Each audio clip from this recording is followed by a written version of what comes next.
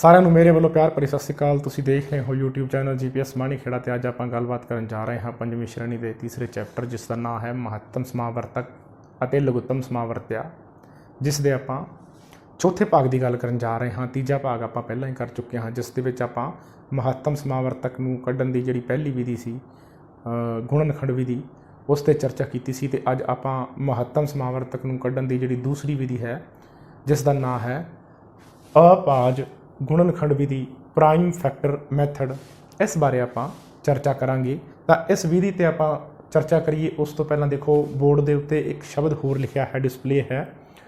ਕੀ ਲਿਖਿਆ ਹੈ? ਅਭਾਜ ਗੁਣਨਖੰਡੀਕਰਨ, ਜਿਸ ਨੂੰ ਇੰਗਲਿਸ਼ ਦੇ ਵਿੱਚ ਆਪਾਂ ਪ੍ਰਾਈਮ ਫੈਕਟਰਾਈਜੇਸ਼ਨ ਵੀ ਕਹਿੰਦੇ ਹਾਂ। ਤਾਂ ਸਭ ਤੋਂ ਪਹਿਲਾਂ ਆਪਾਂ ਪ੍ਰਾਈਮ ਫੈਕਟਰਾਈਜੇਸ਼ਨ ਜਿਹੜਾ ਹੈ ਉਸ ਨੂੰ ਕਰਨਾ ਸਿੱਖਾਂਗੇ ਕਿ ਪ੍ਰਾਈਮ ਫੈਕਟਰਾਈਜੇਸ਼ਨ ਕੀ ਹੈ, ਅਭਾਜ ਗੁਣਨਖੰਡੀਕਰਨ ਕੀ ਹੈ। ਤਾਂ ਜੇਕਰ ਆਸਾਨ ਭਾਸ਼ਾ ਦੇ ਵਿੱਚ ਆਪਾਂ ਪੰਜਾਬੀ 'ਚ ਇਸ ਦੀ ਡੈਫੀਨੇਸ਼ਨ ਦਈਏ ਤਾਂ ਆਪਾਂ ਇਹ ਕਹਿ ਸਕਦੇ ਹਾਂ ਕਿ ਅਭਾਜ ਗੁਣਨਖੰਡੀਕਰਨ ਜਿਹੜਾ ਹੈ ਉਹ ਕੀ ਹੈ।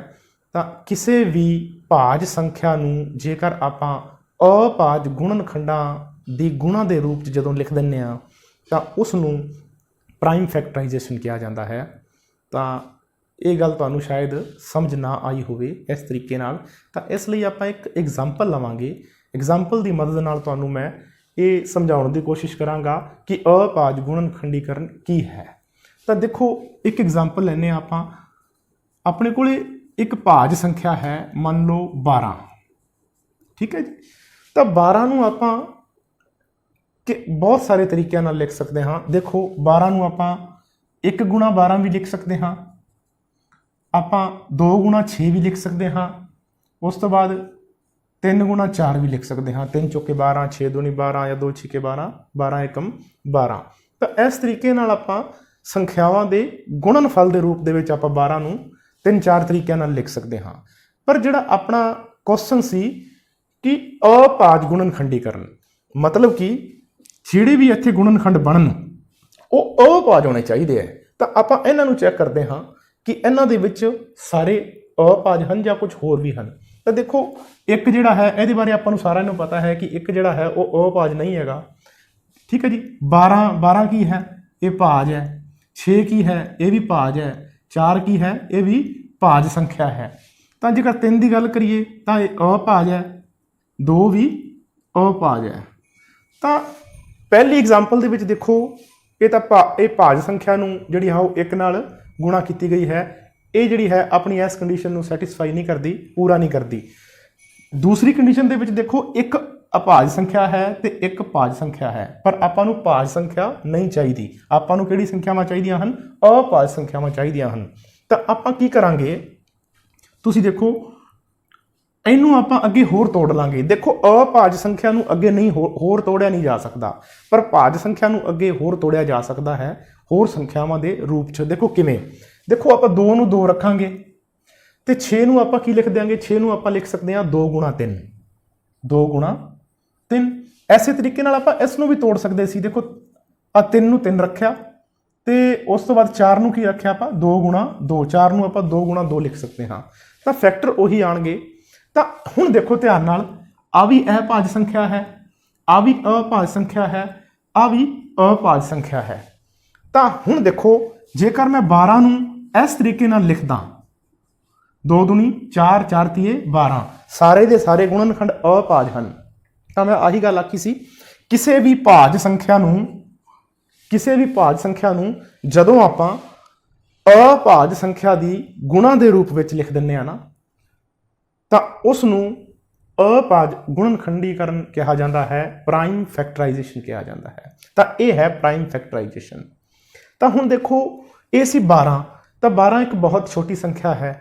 ਜਦੋਂ ਸੰਖਿਆਵਾਂ ਵੱਧਦੀਆਂ ਜਾਣਗੀਆਂ, ਵੱਡੀਆਂ ਹੋ ਜਾਣਗੀਆਂ, ਤਾਂ ਆਪਾਂ ਇਸ ਤਰੀਕੇ ਨਾਲ ਪ੍ਰਾਈਮ ਫੈਕਟਰਾਈਜੇਸ਼ਨ ਨਹੀਂ ਕਰ ਸਕਦੇ। ਇਹ ਤਾਂ ਮੈਂ ਸਿਰਫ ਤੁਹਾਨੂੰ ਜਿਹੜਾ ਸੀ ਪ੍ਰਾਈਮ ਫੈਕਟਰਾਈਜੇਸ਼ਨ ਨੂੰ ਇੱਕ ਸਮਝਾਉਣ ਦਾ ਤਰੀਕਾ ਦੱਸਿਆ ਵੀ ਪ੍ਰਾਈਮ ਫੈਕਟਰਾਈਜੇਸ਼ਨ ਕਹਿੰਦੇ ਕਿਹਨੂੰ ਹੈ।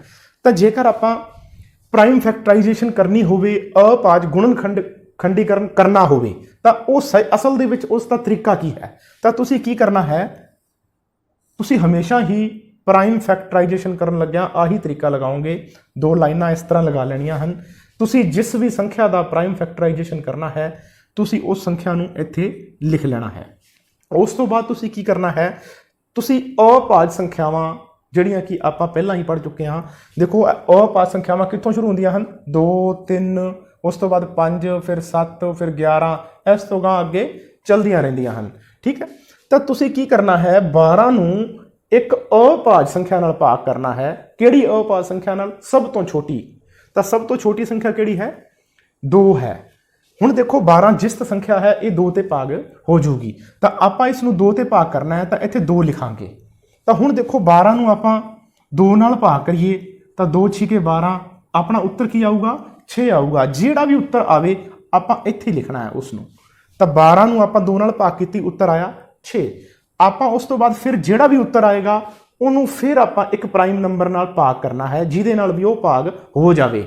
ਤਾਂ ਜਿਹੜਾ 6 ਹੈ ਉਹ 2 ਨਾਲ ਵੀ ਭਾਗ ਹੋ ਜਾਂਦਾ ਹੈ, ਉਹ 3 ਨਾਲ ਵੀ ਭਾਗ ਹੋ ਜਾਂਦਾ ਹੈ, ਪਰ ਆਪਾਂ ਕੋਸ਼ਿਸ਼ ਕਰਨੀ ਹੈ ਛੋਟੇ ਨੰਬਰ ਨਾਲ ਭਾਗ ਕਰਨਾ ਹੈ ਪਹਿਲਾਂ। ਤਾਂ 2 ਤੇ 3 ਦੇ ਵਿੱਚੋਂ ਦੇਖੋ ਛੋਟਾ ਕਿਹੜਾ ਹੈ, 2।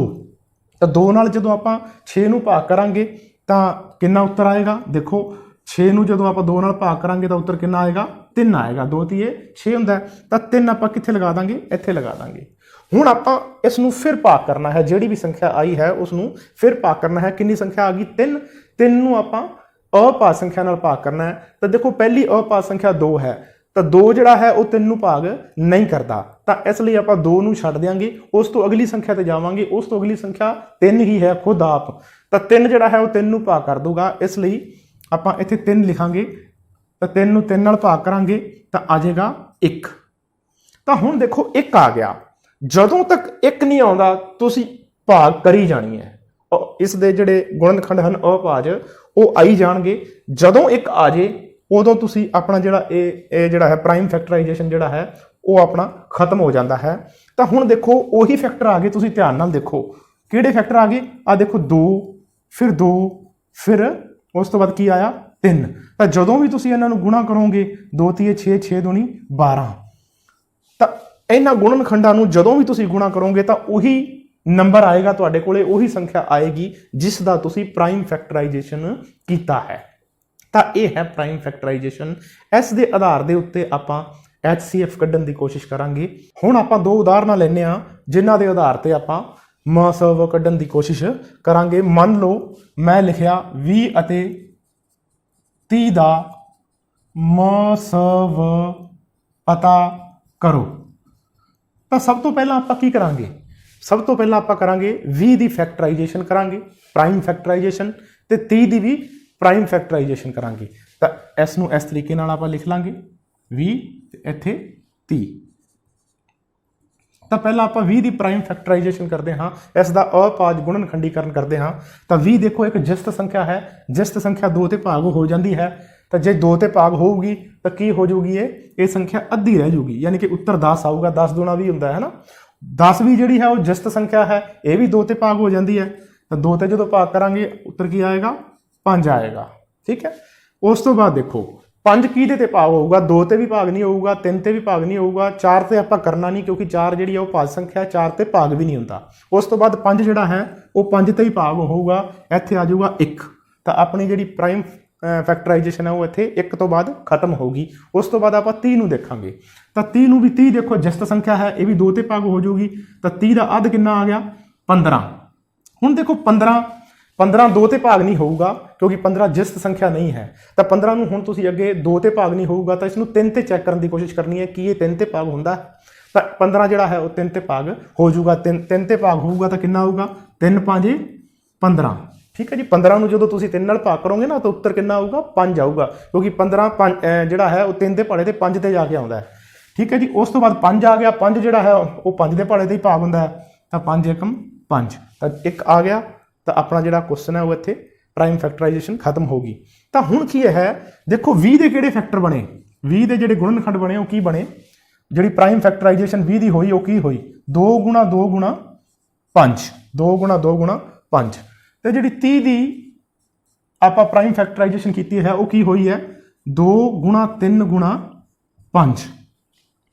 ਤਾਂ ਹੁਣ ਦੇਖੋ ਇਹਨਾਂ ਦੇ ਵਿੱਚ ਜਿਹੜੇ ਸਾਂਝੇ ਗੁਣਨਖੰਡ ਹਨ ਉਹ ਕਿਹੜੇ ਹਨ, ਸਾਂਝੇ ਗੁਣਨਖੰਡ, ਕਾਮਨ ਫੈਕਟਰ। ਸਾਂਝੇ ਗੁਣਨਖੰਡ ਦੇਖੋ ਕਿਹੜੇ ਹਨ,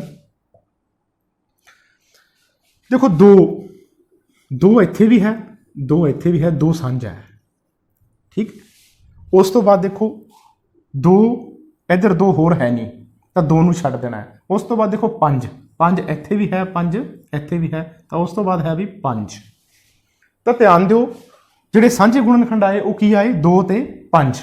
ਹੁਣ ਆਪਾਂ ਜਿਹੜੀ ਪਿਛਲੀ ਵਿਧੀ ਕੀਤੀ ਸੀ ਉਹਦੇ ਵਿੱਚ ਆਪਾਂ ਕੀ ਕੀਤਾ ਸੀ, ਜਿਹੜਾ ਆਪਣੇ ਕੋਲੇ ਵੱਡਾ ਸਾਂਝਾ ਗੁਣਨਖੰਡ ਹੁੰਦਾ ਸੀ ਆਪਾਂ ਕਹਿ ਦਿੰਦੇ ਸੀ ਕਿ ਇਹ HCF ਹੈ, ਇਹ ਆਪਣਾ ਮਹੋਤਸਵ ਆ ਗਿਆ।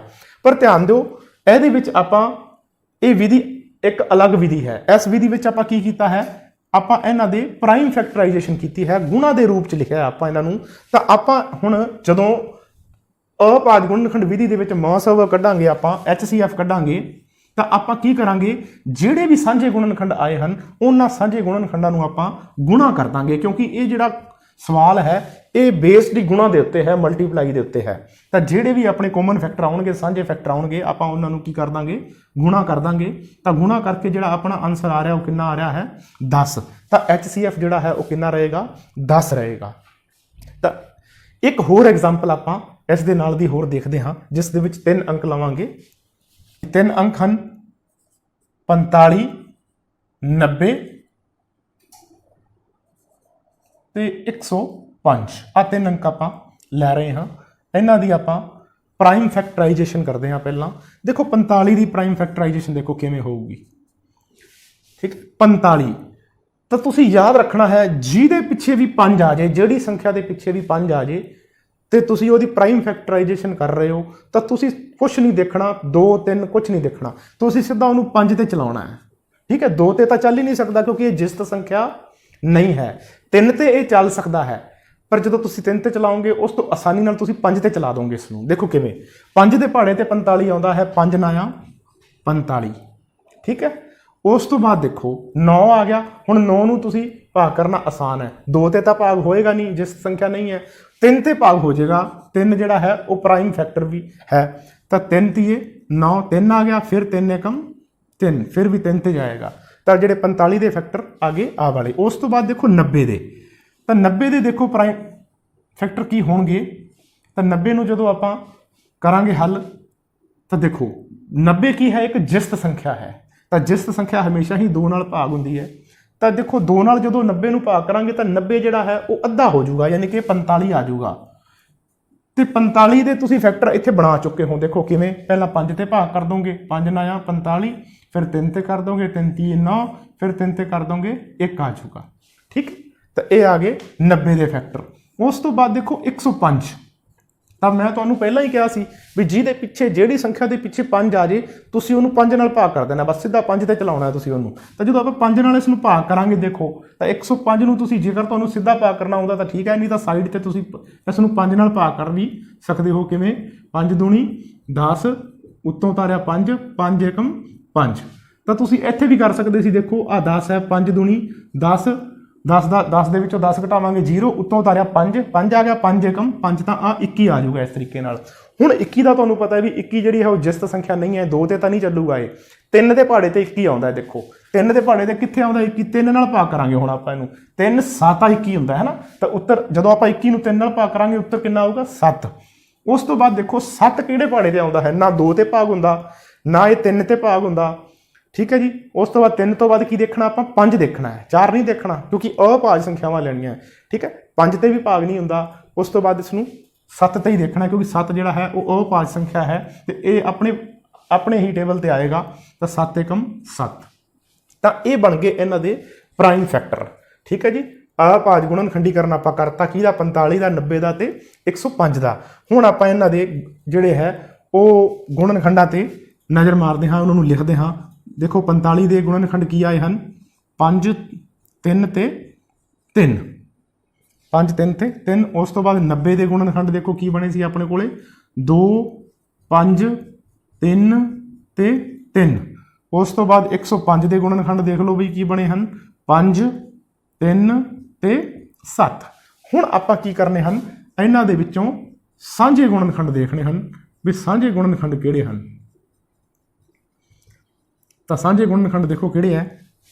ਦੇਖੋ ਇੱਥੇ 5, ਸਭ ਤੋਂ ਪਹਿਲਾਂ ਆਪਾਂ ਪਹਿਲੀ ਲਾਈਨ ਨੂੰ ਦੇਖਣਾ, ਹੋਰ ਬਾਕੀ ਕਿਸੇ ਨੂੰ ਲਾਈਨ ਨੂੰ ਦੇਖਣ ਦੀ ਲੋੜ ਨਹੀਂ। ਪਹਿਲਾਂ ਦੇਖੋ ਵੀ 5 5 ਬਾਕੀ ਦੋ ਲਾਈਨਾਂ 'ਚ ਹੈਗਾ, ਦੇਖੋ 5 ਇੱਥੇ ਹੈ, 5 ਇੱਥੇ ਹੈ, 5 ਇਸ 'ਚ ਵੀ ਹੈ, ਤਾਂ 5 ਜਿਹੜਾ ਹੈ ਉਹ ਕਾਮਨ ਆ ਗਿਆ। ਠੀਕ ਹੈ ਜੀ, ਤਾਂ ਇੱਕ ਤਾਂ ਸਾਂਝਾ ਗੁਣਨਖੰਡ ਹੋ ਗਿਆ ਇਹਦਾ 5, ਕੋਮਾ ਪਾ ਲੈਣਾ ਹੈ, ਪਹਿਲਾਂ ਸਾਂਝੇ ਗੁਣਨਖੰਡ ਕੱਢ ਲੈਣੇ ਆ ਕਿਹੜੇ ਕਿਹੜੇ, ਕੋਮੇ ਪਾ ਕੇ ਲਿਖ ਲੈਣੇ ਆ। ਠੀਕ ਹੈ, ਉਸ ਤੋਂ ਬਾਅਦ ਇਹਨੂੰ ਦੇਖੋ 3 ਨੂੰ, ਕੀ 3 ਤਿੰਨਾਂ ਦੇ ਵਿੱਚ ਹੈ ਆਹ ਵਾਲਾ 3, ਇਹਦੇ ਵਿੱਚ ਵੀ 3 ਹੈਗਾ, ਤੇ ਇਹਦੇ ਵਿੱਚ ਤਾਂ 2 3 ਪਏ ਹੈ ਨਾ, 3 ਹੈਗਾ, ਇਹਦੇ ਵਿੱਚ ਵੀ 3 ਹੈ, ਤਾਂ 3 ਵੀ ਜਿਹੜਾ ਹੈ ਉਹ ਸਾਂਝਾ ਗੁਣਨਖੰਡ ਹੋ ਗਿਆ। ਤਾਂ ਤੁਸੀਂ ਜਿਹੜੇ ਜਿਹੜੇ ਸਾਂਝੇ ਗੁਣਨਖੰਡ ਆਈ ਜਾਣ ਉਹਨਾਂ ਦੇ ਚੱਕਰ ਲਗਾਈ ਜਾਣਾ ਹੈ, ਤਾਂ 3 ਵੀ ਸਾਂਝਾ ਗੁਣਨਖੰਡ ਹੈ। ਫਿਰ ਤੁਸੀਂ ਅਗਲੇ 3 ਨੂੰ ਦੇਖੋ, ਕੀ ਇੱਕ ਹੋਰ 3 ਬਾਕੀਆਂ ਦੋਵਾਂ 'ਚ ਹੈਗਾ, ਤਾਂ ਇੱਥੇ ਇੱਕ 3 ਹੈਗਾ, ਦੂਜੇ 'ਚ ਹੈਗਾ, ਪਰ ਤੀਜੇ ਦੇ ਵਿੱਚ 3 ਹੈ ਨਹੀਂ, ਤੀਜੇ 'ਚ 7 ਹੈ। ਠੀਕ ਹੈ ਜੀ, ਤਾਂ ਇਸ ਵਾਸਤੇ ਆਪਾਂ ਇਹਦੇ ਤੇ ਕ੍ਰੋਸ ਲਗਾ ਦਾਂਗੇ ਵੀ ਇਹ ਹੈ ਨਹੀਂ, ਤਾਂ ਪਹਿਲੀ ਲਾਈਨ ਖਤਮ ਹੋ ਗਈ। ਪਹਿਲੀ ਲਾਈਨ ਨੂੰ ਆਪਾਂ ਚੈੱਕ ਕਰ ਲਿਆ, ਬਾਕੀ ਆਪਾਂ ਨੂੰ ਚੈੱਕ ਕਰਨ ਦੀ ਕੋਈ ਲੋੜ ਨਹੀਂ। ਤਾਂ ਜਿਹੜੇ ਸਾਂਝੇ ਗੁਣਨਖੰਡ ਆ ਗਏ ਉਹ 5 ਤੇ 3 ਆ ਗਏ। ਹੁਣ ਆਪਾਂ HCF ਕੱਢਣਾ ਹੈ, ਮਹਾਸੋਭਾ ਕੱਢਣਾ ਹੈ। ਮਹਾਸੋਭਾ ਕਿਵੇਂ ਕੱਢਣਾ ਹੈ, ਤਾਂ ਇਹ ਜਿਹੜੀ ਹੈ ਗੁਣਾ ਤੇ ਆਧਾਰਿਤ ਵਿਧੀ ਹੈ। ਇਸ ਲਈ ਆਪਾਂ ਕੀ ਕਰਾਂਗੇ, ਜਿਹੜੇ ਵੀ ਸਾਂਝੇ ਗੁਣਨਖੰਡ ਹਨ ਉਹਨਾਂ ਨੂੰ ਗੁਣਾ ਕਰ ਦਾਂਗੇ, ਤਾਂ ਗੁਣਾ ਕਰਨ ਤੇ ਜਿਹੜਾ ਉੱਤਰ ਮਿਲੂਗਾ ਆਪਾਂ ਨੂੰ ਉਹ ਕੀ ਮਿਲੂਗਾ, 15। ਤਾਂ ਇਹ ਸੀ ਇਸ ਦਾ HCF, ਤੇ ਇਹ ਸੀ ਆਪਣੀ ਵਿਧੀ, ਦੂਸਰੀ ਵਿਧੀ ਅਭਾਜ ਗੁਣਨਖੰਡ ਵਿਧੀ। ਤੇ ਜੇਕਰ ਤੁਹਾਨੂੰ ਇਹ ਵੀਡੀਓ ਪਸੰਦ ਆਈ ਹੋਵੇ ਤਾਂ ਇਸ ਵੀਡੀਓ ਨੂੰ ਲਾਈਕ ਕਰਨਾ, ਸ਼ੇਅਰ ਕਰਨਾ ਤੇ ਚੈਨਲ ਨੂੰ ਸਬਸਕ੍ਰਾਈਬ ਕਰਨਾ ਨਾ ਭੁੱਲਣਾ। ਤੇ ਬੜੇ ਪਿਆਰ ਨਾਲ ਇਸ ਵੀਡੀਓ ਨੂੰ ਦੇਖਣ ਤੇ ਸਾਰਿਆਂ ਦਾ ਬਹੁਤ ਬਹੁਤ ਧੰਨਵਾਦ।